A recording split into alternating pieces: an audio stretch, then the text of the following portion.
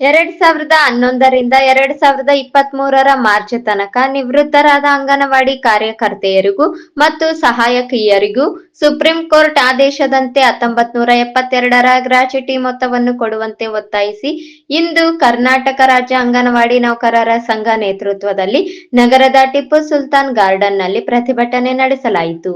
Court ಆದೇಶ 2011ರಿಂದ 2023ರ March ತನಕ ನಿವೃತ್ತಿಯಾದ 10,311 ಅಂಗನವಾಡಿ ಕಾರ್ಯಕರ್ತೆಯರು, 11,980 ಅಂಗನವಾಡಿ ಸಹಾಯಕಿಯರಿಗೂ ಅನ್ವಯಿಸಬೇಕು. ಹಿಂದಿನವರೆಗೂ ಅನ್ವಯಿಸಬೇಕೆಂಬ ಸತತ ಒತ್ತಾಯಗಳಿಂದ ಮಹಿಳಾ ಮತ್ತು ಮಕ್ಕಳ ಅಭಿವೃದ್ಧಿ ಇಲಾಖಾ ಸಚಿವ ಅಧ್ಯಕ್ಷತೆಯಲ್ಲಿ ಸಭೆ ನಡೆಸಿ ಸುಮಾರು 183 ಕೋಟಿ ಅನುದಾನ ಬಿಡುಗಡೆಗಾಗಿ ಹಣಕಾಸು ಇಲಾಖೆಗೆ ಕಳುಹಿಸಲಾಗಿದೆ. ಆದರೆ ಹಣಕಾಸು ಇಲಾಖೆ ಈ ಅನುದಾನವನ್ನು ಬಿಡುಗಡೆ ಮಾಡದೆ ಸತಾಯಿಸುತ್ತಿದೆ.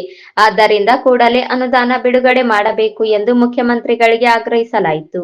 ಪ್ರತಿಭಟನಾ ಸ್ಥಳಕ್ಕೆ ಗಿಲ್ಲೆಸುಗೂರು ಯೋಜನಾ ಸಿಡಿಪಿಒ ಮಹಂತೇಶ್ ನಾಯಕ ಮತ್ತು ನಗರ ಯೋಜನೆ ಸಿಡಿಪಿಒ ಅವರ ಪರವಾಗಿ ಜಲಾಲ್ ರೆಡ್ಡಿ ಎಫ್ಡಿಸಿ ಅವರುಗಳು ಬಂದು ಮನವಿ ಸ್ವೀಕರಿಸಿ ಮೇಲಧಿಕಾರಿಗಳಿಗೆ ಮತ್ತು ಸರ್ಕಾರಕ್ಕೆ ತಮ್ಮ ಬೇಡಿಕೆಗಳ ಬಗ್ಗೆ ಪತ್ರ ಬರೆಯುವುದಾಗಿ ತಿಳಿಸಿದರು.